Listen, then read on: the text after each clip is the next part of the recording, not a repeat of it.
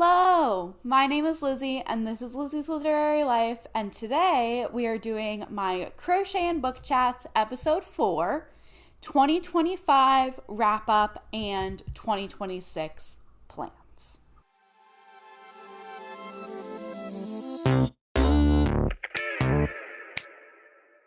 So, Crochet and Book Chats is a series that I do on my channel where I crochet, and I'll tell you about what I'm crocheting in a second, and I chat about books. And the very first Crochet and Book Chats was at the beginning of 2025, and I did a wrap up of 2024 and a look ahead to 2025, and we are going to do that again this year.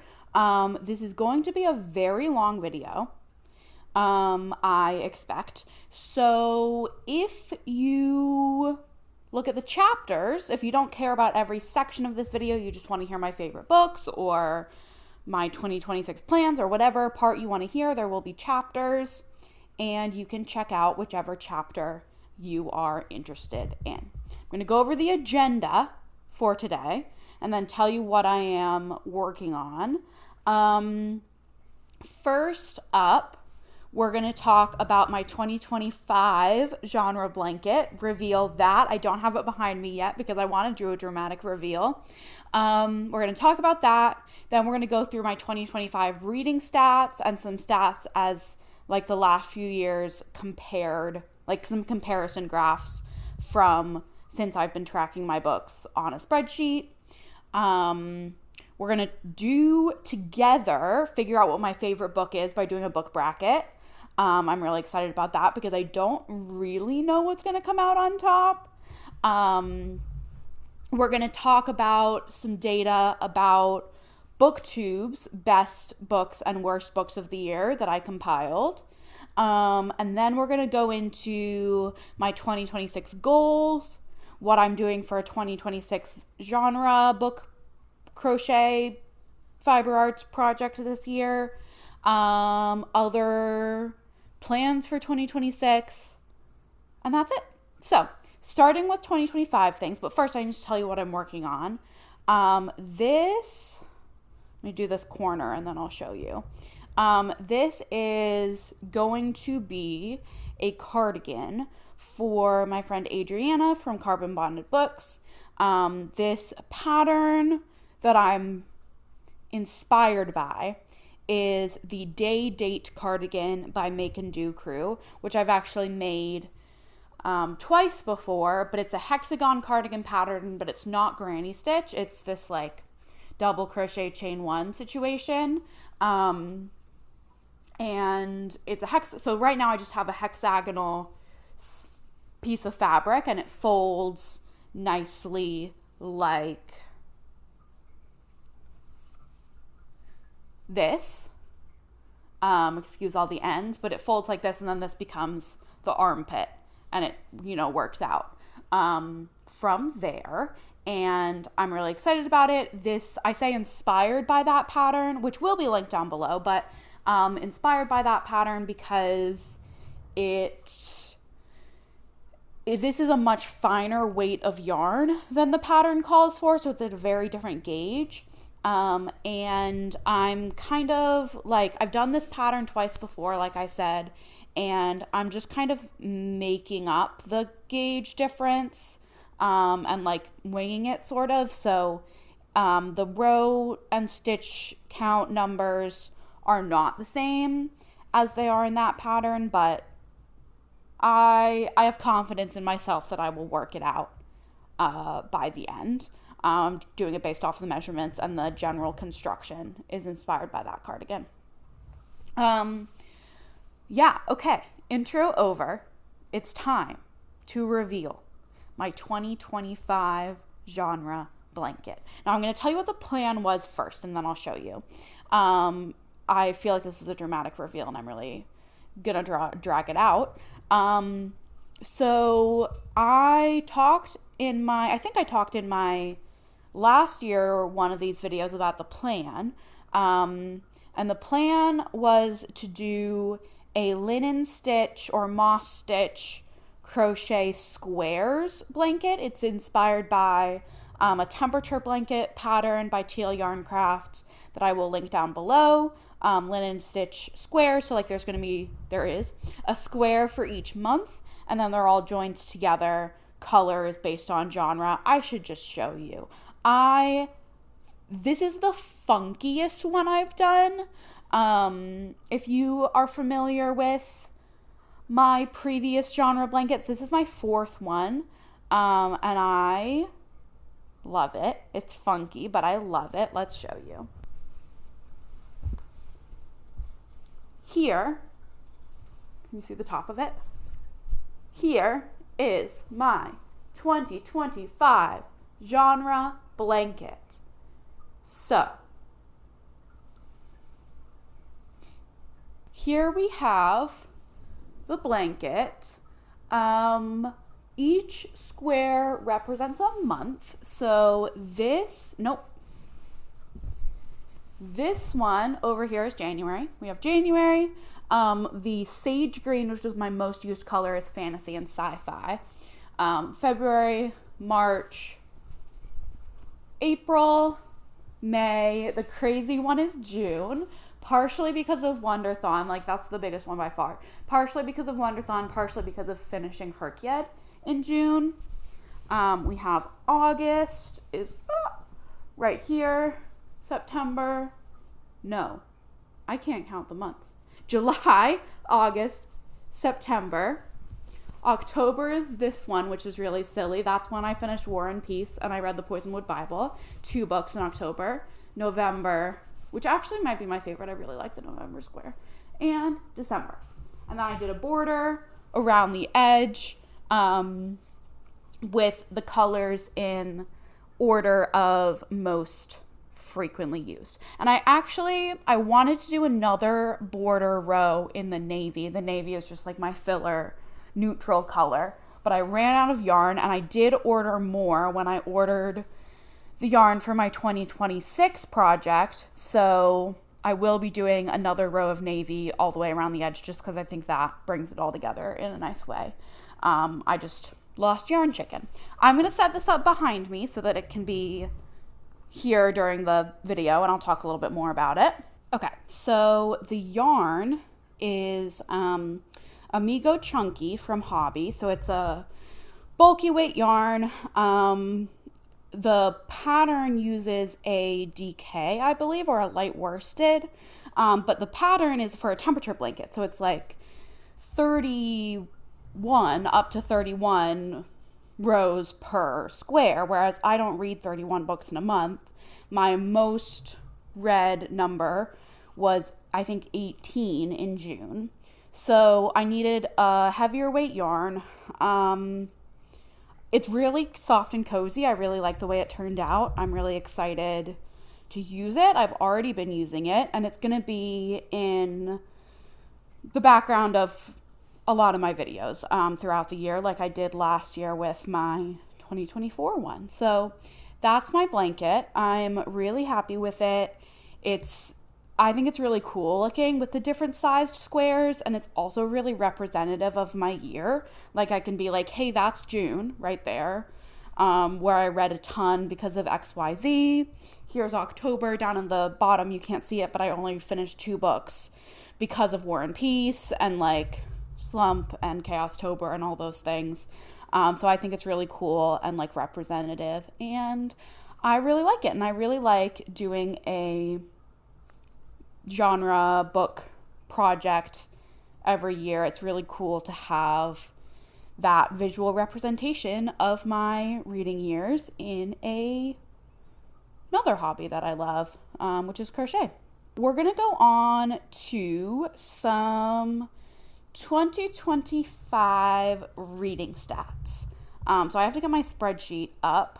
I will put some stuff on the screen up next to me while I'm talking. But first off, I read 101 books in 2025. Now, my Goodreads goal was set at 100, but I really wanted to read 150. And now I'm thinking like, okay, that wasn't really realistic. But it also is the lowest reading year that I've had since I started like really reading again in 2021. And you'll see that in a graph later that like, it's just, I mean, 100 books is a lot. 101 books is a lot, but it's also like not as much as I've read in the last couple of years. And that's okay. 101 books, it was 36,780 pages. And I also have a pages comparison. Maybe I'll plop those in now. So here's my comparison of book count for the last 5 years. And on the other side of me is going to be the comparison of pages for the last 5 years. They're very similarly shaped graphs. It would be interesting to do my average page length in a graph like that. Maybe I'll put it on the screen right now if I decide to do it later. But it's probably pretty consistent because you can see the like shape of the graph is really consistent between books read and pages read. I read the most books and the most pages in 2021 and then the least this year. It kind of has declined, but 2023 was lower than 2024.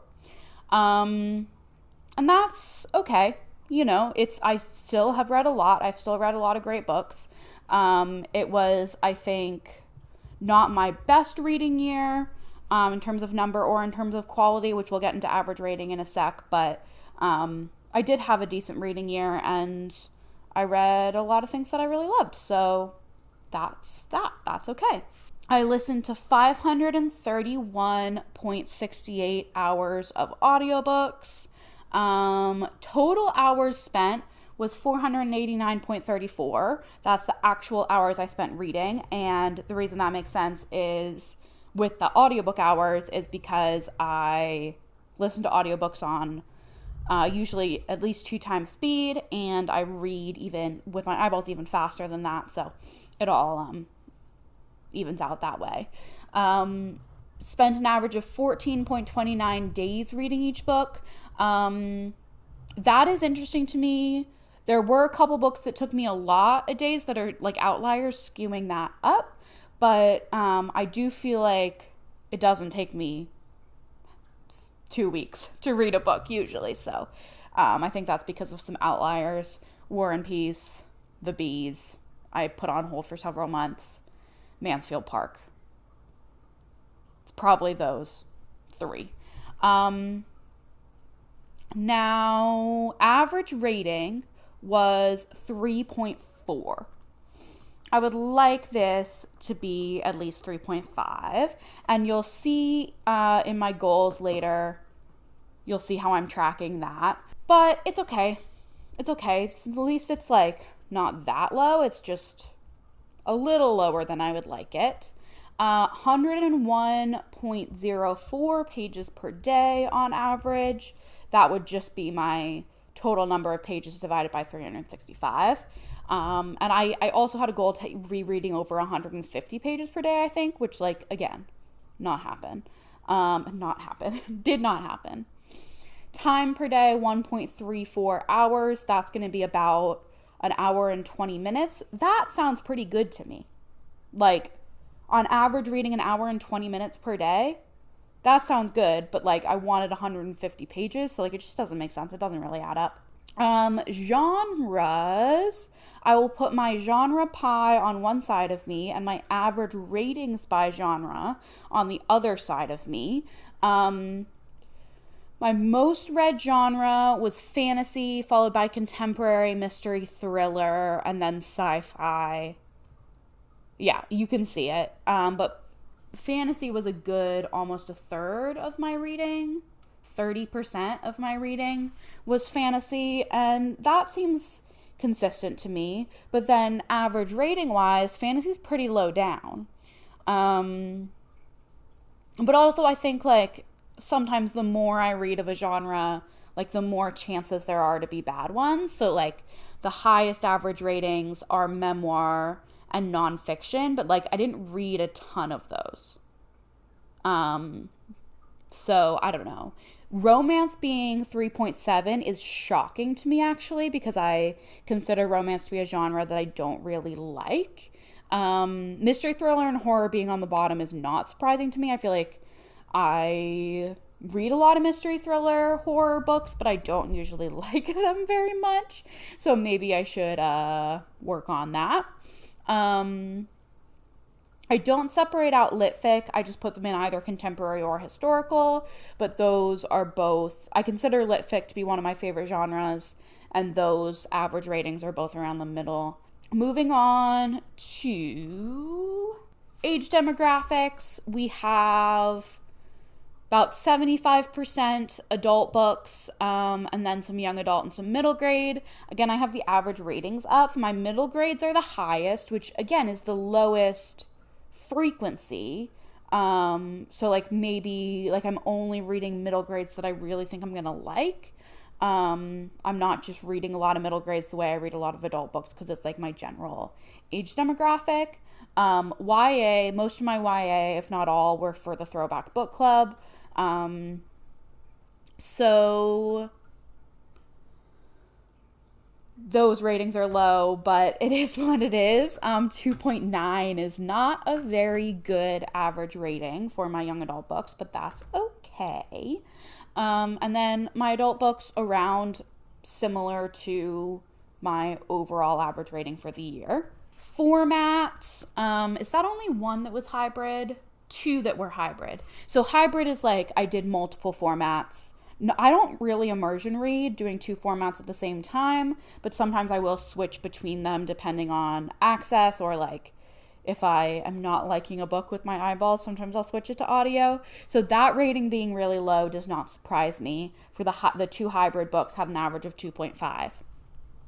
Physical books being the highest doesn't surprise me, partially because I know I like books better with my eyeballs than with my earballs. And my physical books are mostly ones that I own. And like, hopefully I'm owning books that I really think I'm going to like. So there's that. But yeah, average rating for physical books being a 3.7 is really good, especially because like, probably I own those books. And so like, hopefully I own books that I like. And then my audiobook percentage this year is, oh my gosh, 43%. The big slice is audio. I guess it's still like more, if you add the physicals and the ebooks together, it's still majority with my eyeballs. But I really will talk about this later, but I really want to be reducing my audiobook percentage in 2026. Specifically because I think I like books less when I listen to them on audio. Oh, I meant to do this one first and I totally forgot. Books by month. This you've kind of already seen visually in my blanket, but this is how many books I read per month. Obviously highest in June, lowest in October. We've already talked about it. Average books per month. I don't know. I would say I don't have that stat, but probably like 7 or 8. Well, 101 divided by 12 is gonna be, so like 8.5 books per month on average. Let me go over to acquired. Majority of books I acquired, I don't have these by average rating, though maybe that would be interesting. Majority of books I acquired from the library. I actually read a good chunk of owned books this month, which is good. I used my Spotify hours most months. How many audiobooks on Spotify? 9 audiobooks on Spotify. So that's using my hours most months, which is good because I do pay for that. Not like as extra from my Spotify, but I do like try to use my Spotify hours because they're included and I pay for Spotify, and it's one of the reasons that I like Spotify and don't want to switch to something else. There's a lot of reasons, and we don't need to get into it, but I do appreciate that Spotify has those audiobook hours, so I like to use them. Kindle Unlimited, NetGalley, Everand, Audible. Those are just, I don't pay for Everand every month anymore. I used to last year before they changed their pricing structure. And I very rarely get Kindle Unlimited for specific things. I use them for my spiff bows. So that's probably mostly what that is.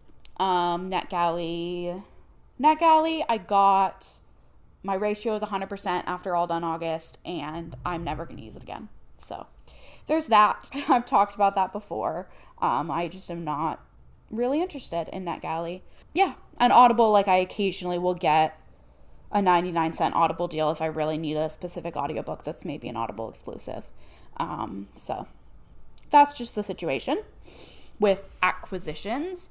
I'll throw this one up quick. Publication years. This is just since 2000, so it doesn't include any classics, but the biggest spike is that 2022? Yeah. 2022, 2023, 2024, most common years. Makes sense. I actually read 10 2025 releases. So, yeah, about 10% brand new releases. That's actually more than I thought. But I did have to do the monthly releases for Herkyed through June. So, that makes sense. Anything else? Ratings. Here's my ratings bar graph. You can see how that is all broken down. I have not rated on all of my ratings bar graphs in case I decide not to rate a book, because I have in the past occasionally decided not to rate a book, but this year I rated every single book. I generally rate my books. I just want to leave that option open for me in case I decide not to. My most common rating was a 3-star followed by a 4-star. Followed by a 3.5, so that makes sense to me. Actually, I would have expected, I feel like I give too many 3.5 stars, so maybe that's not the case, but that was my perception.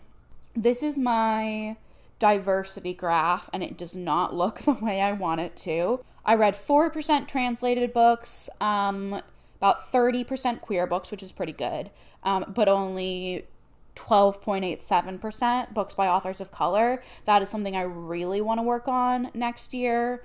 And reminder to self to talk about one of the ways later when we get to my 2026 plans. I want to talk about some of the ways I'm going to do that. And then miscellaneous little stats. About 10% nonfiction this year. 42.5% books in series. And 3% graphic novel and 3% reread. So there we go. I wanted to also flash up, I'm going to put this big on the screen, my 2025 daily pages graphs for the whole year. These I don't want to talk about too much because I talked about them in individual stats videos for each month or each quarter, but I just love that I did these graphs this year. I think they look so visually fun, and it's like every single book I read from this year is represented on this page, so that I think is super cool. And then multi-year stats. We already looked at my books read and pages read graphs for the last 5 years, but here's my average rating for the last 5 years. Funnily enough, it actually has the same distribution as my number of books read. So when I have read more books, I've had a higher average rating. When I've read fewer books, I've had a lower average rating.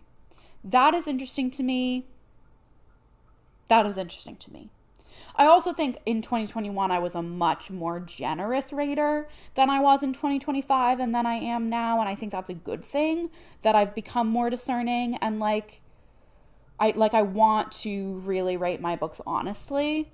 There's definitely a lot of books I read in 2021 that I would not rate that way now, or haven't held up in my memory. So, but I think that's interesting that it's the same shape of graph roughly. It's obviously much closer together because they're all between 3 and 4, but I do think that's interesting. This one we won't look at for too long because it's a little chaotic, but this is the percent in each genre for the past 5 years. I read less contemporary, more fantasy this year than I have in the past. But this one's kind of a lot to look at, so I'll give you another second look at it, and then we'll move on.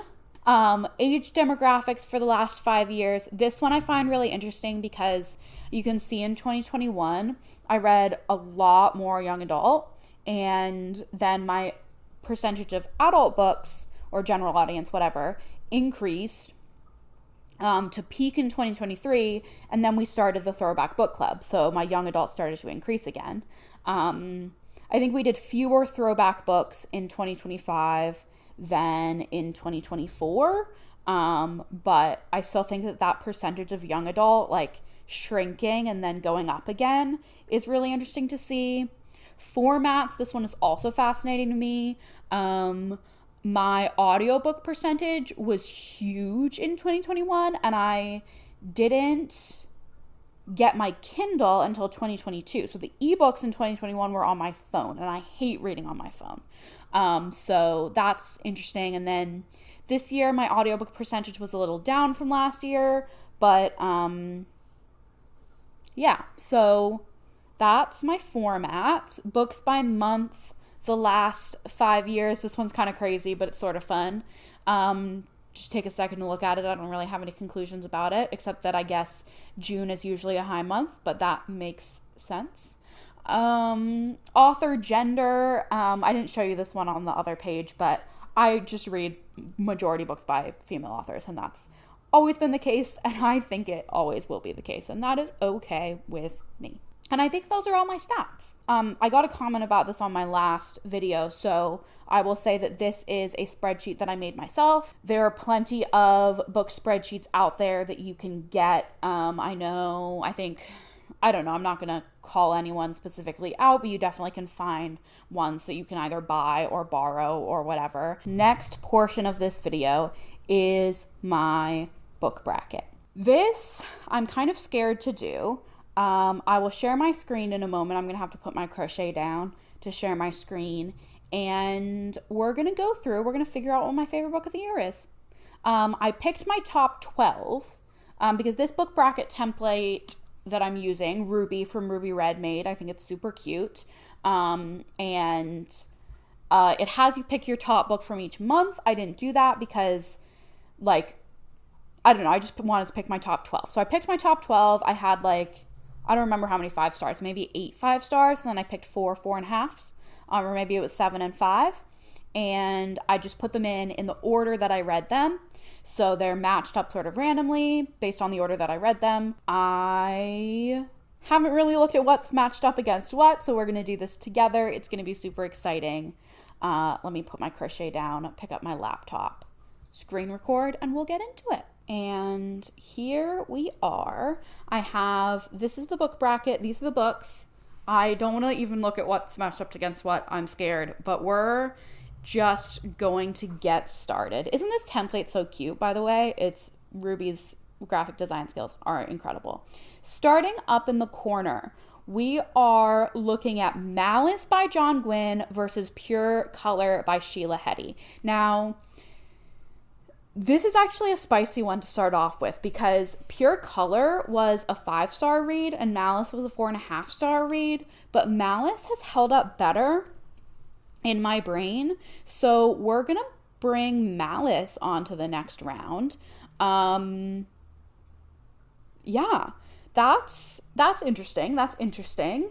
She's interesting. But Pure Color, I finished it and I was like, whoa. And then I feel like I haven't really thought about it. I would like to reread it maybe, but that was kind of an instinct 5-star and it didn't really hold up in my memory. Whereas Malice, there were things I didn't like about it or things that it took a while to get into, but I've loved continuing the series and it's really held up as one of my favorites of the year. So Malice wins our first matchup.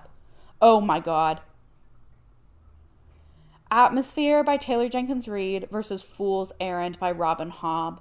Unfortunately, it does have to be Atmosphere. When I do these, I'm very much like a split second decision, vibes-based choices here.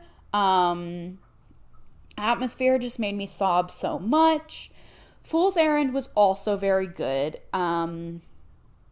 I love The Realm of the Elderlings by Robin Hobb, but this one just has to go to Atmosphere. It just has to. And then we have Fool's Fate matched up against Winter by Ali Smith.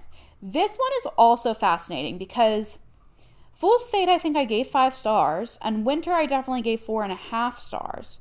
But this one might also go to winter, which is shocking. I can't believe both Rob and Hobbs are being knocked out first round, because I did like Fool's Errand better than Fool's Fate, because the ending, I liked the ending. A lot of people didn't like the ending, or some people in my life did not like the ending. I did like the ending of Fool's Fate, but it wasn't super satisfying to me. And it's become less satisfying as I've continued to think about it. Whereas Winter was my favorite book in the seasonal quartet by Allie Smith. And I just sort of feel like I want that series represented. And that one was really good. So I'm going to go Winter. Let's, instinctive decision. We're going Winter, moving to the next round. Okay. What's next? We're going to the top of the other side. Oh my God. Oof. Okay. Northwoods by Daniel Mason versus The Pairing by Casey McQuiston. This is going to have to go to Northwoods. I loved Northwoods. I really want to read it again, honestly. And The Pairing I wouldn't necessarily read again. I did really like The Pairing. It was very fun. But Northwoods was like good. You know, they were both 5 stars. The Pairing was really good and really fun, and I had a great time. And I thought it was really well done. But Northwoods has to take the cake here. Everything is Tuberculosis versus Blood Over Brighthaven. It's going Blood Over Brighthaven. Yeah, it's going Blood Over Brighthaven. Blood Over Brighthaven was like a full-on 5-star. Everything is Tuberculosis, I think, was another 4.5. And I did really like it. I did think it was really good and very impactful. But Blood Over Brighthaven just was so good. I read it almost all in one sitting, and it just was so good. You Made a Fool of Death with Your Beauty versus Other People's Clothes. Now, You Made a Fool was 5 stars and Other People's Clothes was 4.5. But as we have seen, that doesn't mean nothing in this book bracket. I do think, though, Other People's Clothes is my most recent one on this list. And so that, like, sort of has a recency bias there. I don't know. You Made a Fool didn't really stick with me. I feel like I might do a shocking toss-up again and do Other People's Clothes. Though I think that might be recency bias, and I don't know how much farther Other People's Clothes is going to make. I did really enjoy that book. And You Made a Fool hasn't really stuck with me as much. Okay, moving on. This is, like, so exciting to me. Next matchup, we have, oh my God, Malice and Atmosphere. Holy goodness. It has to be Atmosphere. It has to be Atmosphere. Like, I just loved Atmosphere so much. Yeah. It has to be Atmosphere. Because Malice did take me a while to get into. And it was a 4.5 at the time. While I think the series as a whole is like a favorite, that book individually maybe is not. Ooh, this is an interesting matchup because we have 2 4.5s. Winter versus Other People's Clothes. This is actually kind of shocking to me. How we got here. Fascinating. I don't know on this one. Neither of these I feel like are going to win Best of the Year. But which one? I feel like maybe Winter, actually. I feel like maybe Winter needs to take this one. Because Winter was like, it had a lot to say. Whereas Other People's Clothes was really just like so much fun. And not that like a fun book can't win Best of the Year. I love a fun book. But I do feel like Winter has stuck with me more, even though Other People's Clothes was more recent. And our final... Northwoods versus Blood Over Brighthaven. Oh my goodness. I don't know. This is the toughest one. And then I think I know what's going to win, but... I think I know what's going to win overall, But this matchup, I don't know. Northwoods versus Blood Over Brighthaven. I loved both of these books. Northwoods has more reread potential. So do I go with that? But I never really do reread, so I don't know if that's good criteria. Maybe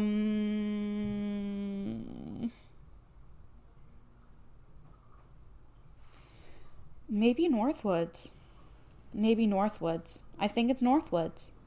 I think it has to be Northwoods. Northwoods by Daniel Mason. And we're moving to the final matchup. Okay, and we are down to our top 3. We have Atmosphere by Taylor Jenkins Reid. We have Northwoods by Daniel Mason. And in a shocking turn of events, we have Winter by Allie Smith. And I feel like there's no question about this, actually. I feel like there's almost no question about this. It's got to be Atmosphere. It just has to be Atmosphere. It has to be Atmosphere. That was, yeah, it was really good, I think. But could be Northwoods, but I think it has to be Atmosphere. Yeah, I feel good about that. I feel good about that. 2025 book bracket done. Top book of the year, Atmosphere by Taylor Jenkins Reid. Second book of the year, second favorite book of the year, Northwoods by Daniel Mason. And third favorite book of the year, Winter by Allie Smith. I mean, if the matchups had been different, I think Blood Over Brighthaven could have been in that third spot. But I do actually feel good about Winter, I think. I do feel good about Winter. So here we are. My beautiful book bracket. Gaze upon it. And now it's gone. Okay, my crochet is back. And next up, we're going to talk about some data I collected on BookTube's best and worst books of 2025. So this is something, I feel like it's several booktubers do this, but I like to do it with like sort of my corner of BookTube and what comes across my recommendations. It's not necessarily the most representative, though I think it's more representative this year than it was last year, for example. Last year, I feel like I only did ones that were in my sub box, and this year I went a little more widely. Huge thanks, by the way, to my friends who helped me do data entry for this. Bailey from Is Bailey Reading did a lot. Danielle from Danielle Reads did some. I think Ruby from Ruby Red did some. And together we tabulated 62 best books videos and a number of worst books videos that I will tell you in a moment. We're going to talk about best books first. Does anyone have a guess as to what BookTube's best book of the year was? Drop it down below if you have a guess. Pause the video. Drop it down below. I'll wait. With 12 out of 62 videos mentioning this book as one of their best of the year, we have Sunrise on the Reaping by Suzanne Collins. This is not one that I have read, though I would like to read it, especially after seeing it at the top of this list. I kind of didn't quite realize people liked it this much. Like, especially because Songbirds and Snakes, at least to me, was so bad. Like, I knew people liked it. I knew Martine liked it. But, like, I did not necessarily expect this to top the list. But that's what it is. And then with 9 votes in second place, we have one that I approve of, Atmosphere by Taylor Jenkins Reid, which was, of course, my favorite book also, which I did not put on. I didn't include myself in this list, so I guess it could be 10 votes. And then we have one third place with 8 votes is another one that I'm kind of surprised about just because I have heard some negative reviews of this too. And that is I Who Have Never Known Men. I don't remember the author's name, but you've seen this book around, I'm sure. I haven't read this one either, but yeah, I think I would like it, but I definitely have heard some reviews saying it goes nowhere, it's pointless, it has a dumb ending. So, like, I'm kind of surprised that 8 people put this on their top books. There's 2 with 7 that I will also say, and those are Blood Over Brighthaven and Bury Our Bones in the Midnight Soil. And then the next, there were a bunch with 5 and a bunch with 4 and lots with 3 and 2 and etc. I actually will link this spreadsheet down below if you want to take a look. The best books tab, the first tab, has all of the data, and then there's the best books ranked, and then there's the worst books and the worst books ranked. So let's go to the worst books ranked. We only watched 36 worst books videos. I think a lot of fewer people make worst books videos than best books videos, and that just is the way it is. And there also, I feel like, is a lot less overlap on people's worst books than their best books, just in general. So there actually were only two books that got 3 votes, and that was the most votes for worst of the year. And those 2 books are Quicksilver, don't remember the author's name, it's that romantasy that people have been talking about, and We Love You Bunny by Mona Awad. Those both got 3 votes for worst of the year. And then the page that I think is the most interesting is the books that appear on both lists. So someone's best list and someone's worst list. And there were 47 books that appeared on someone's best books list, at least one person's best books list, and at least one person's worst books list. Interesting ones, I think, are like Jess Owens hated Bury Our Bones in the Midnight Soil. Ruby from Ruby Red hated Everything is Tuberculosis. Shocking. Great Big Beautiful Life is one that I expected to see here. Catabasis, another one I expected to see here. My Friends, I expected to see here by Richard Bachman. Quicksilver is on both lists. We Love You Bunny is actually on both lists too. But yeah, I think it's super interesting. Wind and Truth on both people's lists, both lists. Shocking. Yeah, I think this is super interesting to look through. So if you're interested, click the link down below. You can take a look at the data that we compiled, and that appears on both lists. Page, I think, is the most interesting. If you do take a look, comment down below what you think is the most shocking thing to come out of this data gathering, like the most shocking thing that you found on the appears on both lists, or if there was something else that was shocking to you. But yeah, that's the data that I collected. I may or may not do a video reading the top couple. I've done that in the past. If you would like to see that, let me know. Maybe I will, because I have been meaning to read the 3 in the top 5 that I haven't read, which are Sunrise on the Reaping, I Who Have Never Known Men, and Bury Our Bones in the Midnight Soil. So that could be a fun video. And I could also read maybe We Love You Bunny to represent the worst books list. So if you'd like to see that, let me know. That actually could be a really good idea for like February maybe. So yeah, that's the data. Moving right along. We are now actually into our 2026 goals and plans section of the video. So we're going to start with my 2026 goals. I actually made bingo boards this year. These boards are also designed by Ruby from Ruby Red. I changed the colors, but the like general graphic Ruby designed for herself and then shared with me. She said she didn't want credit, but sorry. You got credit anyway. She is my graphics queen, makes all the graphics for everything that I do. I'm going to just pop up. I have 2 of these. I have one for my reading goals and one for my life goals. And I think I'm going to redact some of the things on my life goals one. But we'll talk about my reading goals first. This is my 2026 reading goals bingo board. And the numbers that are in the corners are like my progress on that goal, and that's as of January 1st. So in each of my quarterly wrap-ups, I will be updating you on progress on these goals. But starting in the top left corner, we have 12 TBR Spin books. TBR Spin is a project or a readathon type challenge thing that Sarah from Freshly Read Books runs on her channel, where at the beginning of the year you make a stack of 12 books. It's supposed to be books that you own. I did something different, but I'll tell you about that in a sec.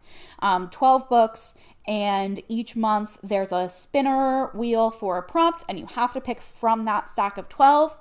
And then after, like, as each month goes on, there's of course fewer to choose from. So, super fun challenge. I want to complete it this year, read all 12. What I did with my stack this year was I picked all books by women of color, or like culturally diverse women. And I just picked books. I picked books I didn't own, but I picked books that I was excited about. So working towards that goal of reading more from authors of color, specifically women of color, and reading books that I really think I'm going to like. So that's exciting. If you want me to share my stack, I will do so in the comments.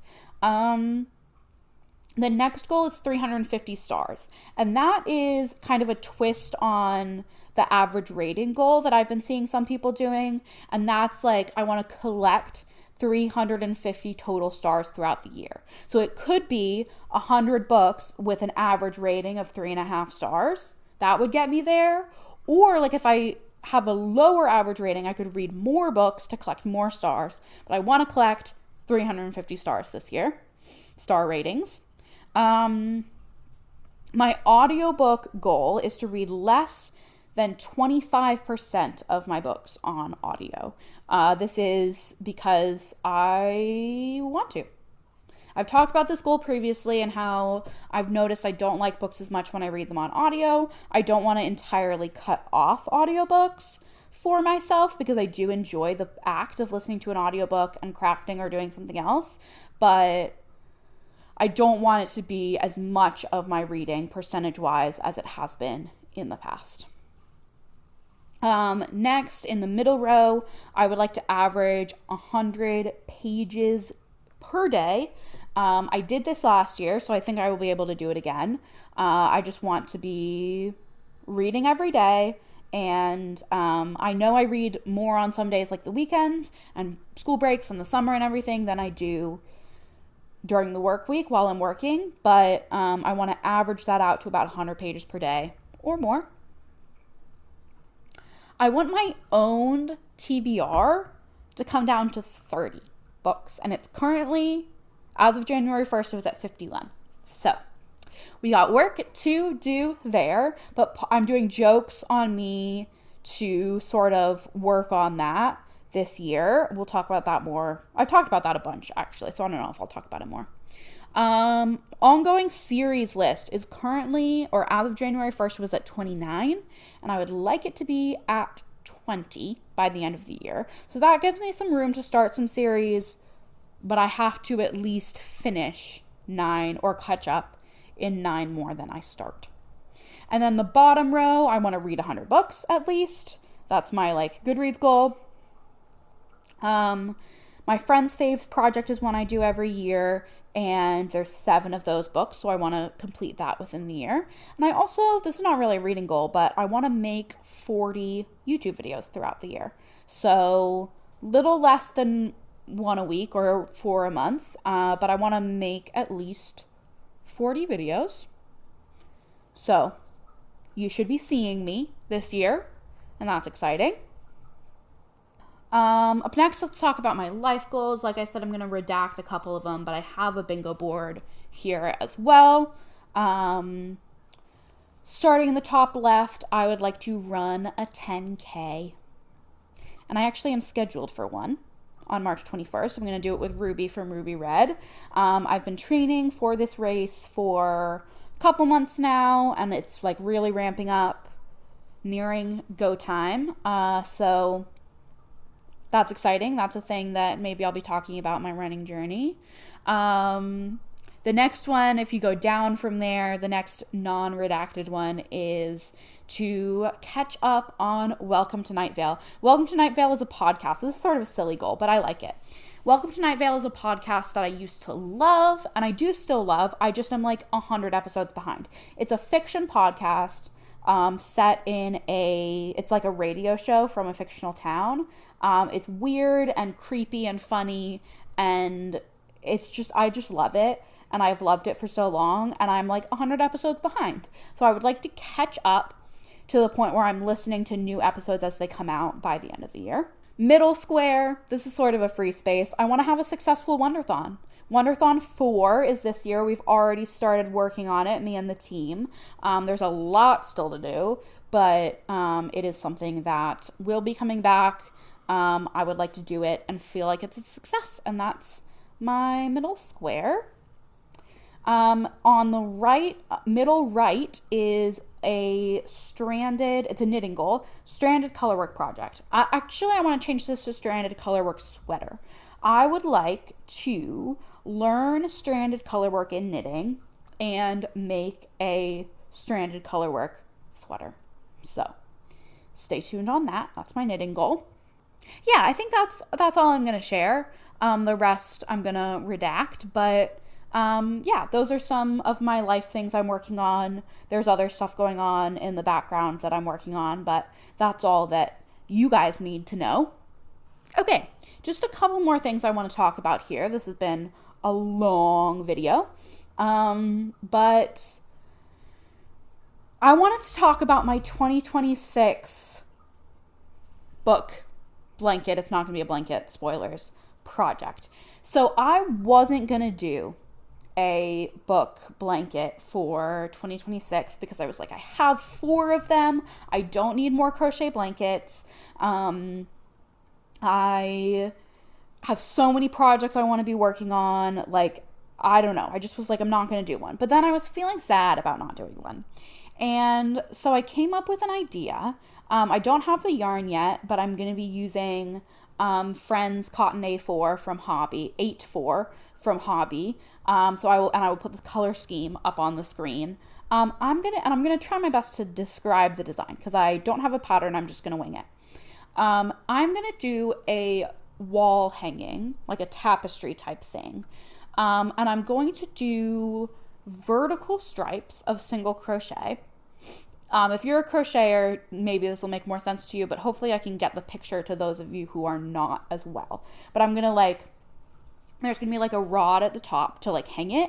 And then hanging from that, I'm going to have vertical stripes, one for each book. And the color of the stripe will be genre. And then the length of the stripe is going to be how many pages or like the length of the book. So it's going to be like, it'll all be even at the top. And then it's going to come down and hang down. That'll be bits hanging down for the longest books. And it's going to be sort of like dangly, different lengths. I don't know. I think it's going to look really cool. So I'm really excited about that. I have this pink and yellow color scheme that you should see on the screen right now. And yeah, I'm really excited about that project. What else are my plans for 2026? I mean, Joke's on Me is my main like reading video plan for the year. I'm trying to fit every book or almost every book I read in the year into a jokes episode that will be vlogged. The first episode should be coming to you either later this week or early next week. So that's exciting because it's almost done. And then, yeah, I don't know what else I have to say. I put on my outline other plans for 2026. What are my other plans for 2026? I feel like I've talked about them all. Jokes, TBR Spin. I am participating in TBR Trek as well. That is Kim from Expedition Through Pages is TBR game readathon situation. We had the first live show yesterday. It was so chaotic and fun. I think you can still join, so I'll link her info down below because it's just so chaotic. If you join a team or you are assigned to a team when you sign up, and you get basically 3 prompts per month in a live show TBR game situation. The live shows are so fun. They're so crazy. I'm on Team Satyr, so watch out because we're going to win. That's also something I'm working on. I'm also trying to participate in book clubs this year, so I have Throwback, which, as you know, probably I host with Danielle from Danielle Reads. If you don't know about it, I will link the Discord down below where you can get more info. We're reading Divergent in the beginning of 2026. And what else? Other book clubs. basically my only other book club really is Shelf This, which is Bailey from Ms. Bailey Readings book club, where different people choose books each month, and we all read them together. And I really enjoy that book club because it gets me out of my comfort zone and gets me to read lots of different types of things. So I really want to be reading every pick this year. And yeah, those are my thoughts. If you watched this whole thing, leave me a comment down below with a emoji in it that is a whale. Leave me a whale emoji down below, or like a sea creature: fish, whale, dolphin, shark. Sea creature related emoji if you watch the whole thing. If you didn't watch the whole thing, you can't do that. Otherwise, also comment down below a reading goal or plan you have for 2026, because I would love to hear about it. Yeah, thanks for watching this. I love you all. I hope to be around posting videos a lot in 2026 and interacting with this community a lot, because I really enjoy it and it's very important to me. And that's all. So comment down below, like this video, subscribe to my channel, and I will see you in the next one coming very soon. Bye.